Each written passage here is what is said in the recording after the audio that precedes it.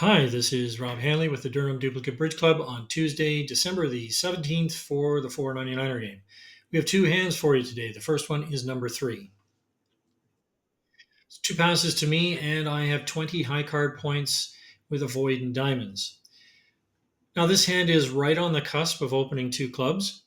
And now I use a method of counting losers to determine whether or not hands like this warrant a two club opening. So looking at the spade suit, I'm missing the king and the queen. I have the ace. I only count those three positions when determining whether it's a possible loser. And I have two losing spades. I have nothing in hearts, and I'm only missing the king of clubs. That makes three losers. And of course, there's nothing in diamonds. So with three losers or fewer, I always open two clubs. And that's what I'm going to do here.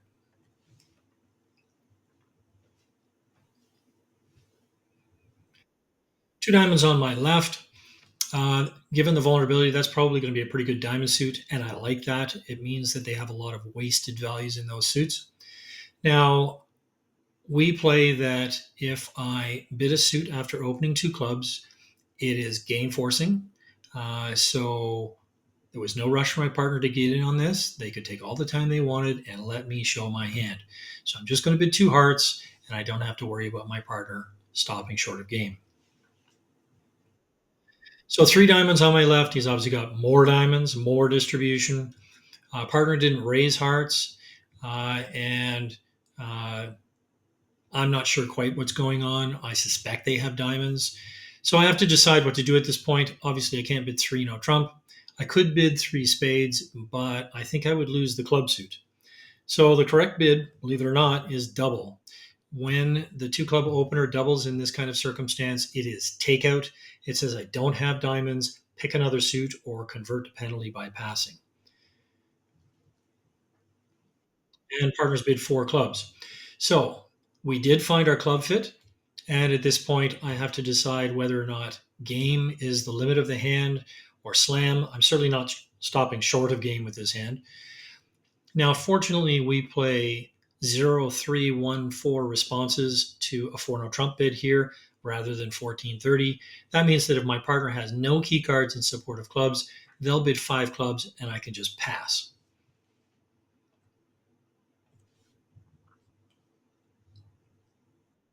But this time, they actually have a key card, which is good news. I'm assuming, based on the bidding, that the left hand opponent has all those diamonds, which means that my partner has the king of clubs.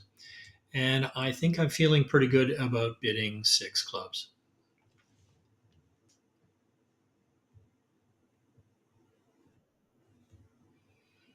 Great.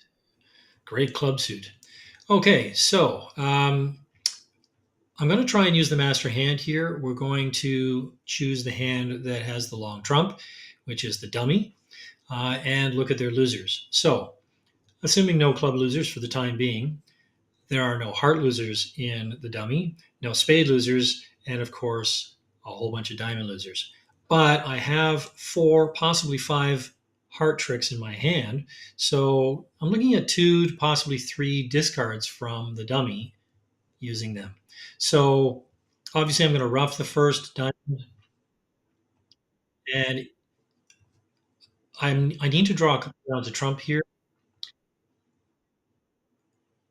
keeping the queen in my crossing over to the jack and the dummy.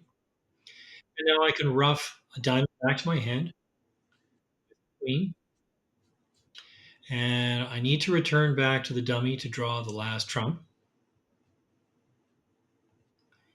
And I'm going to rough that, and I'm going to take out the last club from the west hand on my right. And at this point, I'm just going to try and run those hearts.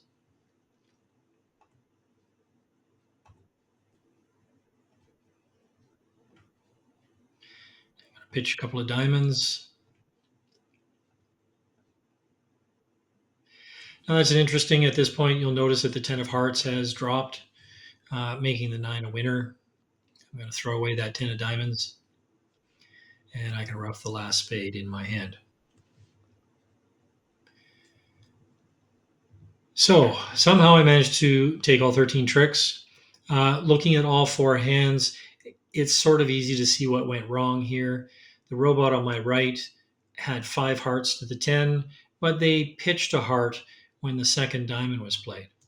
And it seems like a really silly play because they have to maintain the same length as the known suit in my hand, the hearts.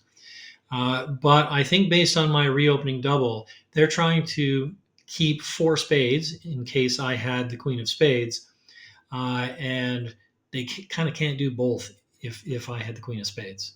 So they're kind of squeezed if that's the case, and so they pitched a heart hoping I wouldn't notice. Didn't work for them. I got all 13 tricks.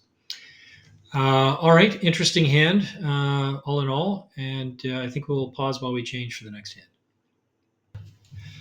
All right, we're back, this time with hand number 17. So I'm the dealer. I have 13 high card points, 5 spades, and a balanced hand.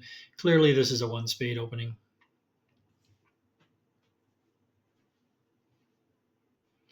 And partners jump to 4 clubs. So this is a splinter bid. It shows 4 spades, 11 to 14 high card points, not fewer, not more, and a singleton or void in clubs. Now, some of you might ask, why do you not bid Jacoby Tuno Trump? And the reason is that this is a fairly tight range, and it tells an important story all with one bid. If my partner was stronger than that, we would benefit more by them bidding Jacoby Tuno Trump and us having a Q-bid auction in exploring for the slam that might be there. In this case, partner's hand is a maybe, maybe not kind of slam hand, and it's just easier to get it off their chest all at once. So my job after a splinter is to think of my hand in terms of that club suit. I have the king of clubs. It's completely wasted. If that was the king of diamonds or the ace of diamonds, I'd be more excited because I'd have 3 little tiny clubs. And because partner has lots of trump, I'd be able to rough them. In this case, I have wasted values in clubs and a minimal hand, no extra values. I'm just going to sign off in 4 spades.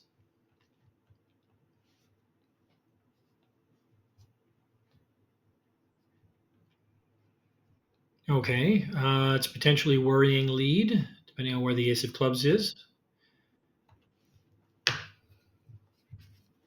Okay, I like it when they cash their aces.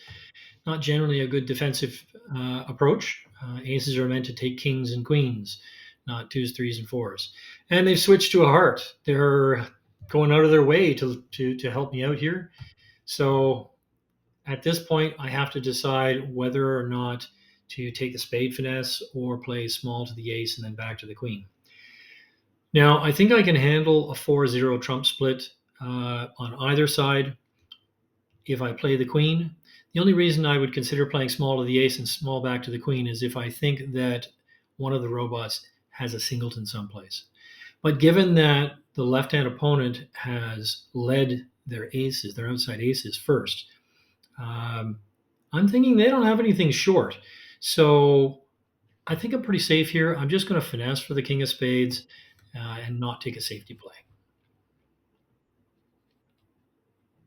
Figures. Back comes a heart. Take the ace. I'm going to play a heart over to the jack. And a spade back, dropping the 10. And the rest of the tricks are mine at this point. I can overtake that. The diamonds will let me pitch the losing club and a winning club. And the queen of hearts is a winner. And I have the rest of the trump.